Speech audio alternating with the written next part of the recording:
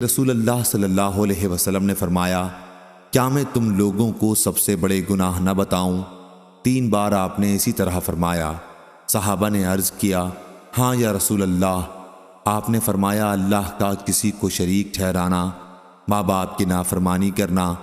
آپ اس وقت تک ٹیک لگائے ہوئے تھے، لیکن اب آپ سیدھے بیٹھ گئے اور فرمایا، ہاں، اور جھوٹی گواہی بھی۔ انہوں نے بیان کیا کہ حضرت صلی اللہ علیہ وسلم نے اس جملے کو اتنی مرتبہ دہرایا کہ ہم کہنے لگے، کاش آپ خاموش ہو جاتے۔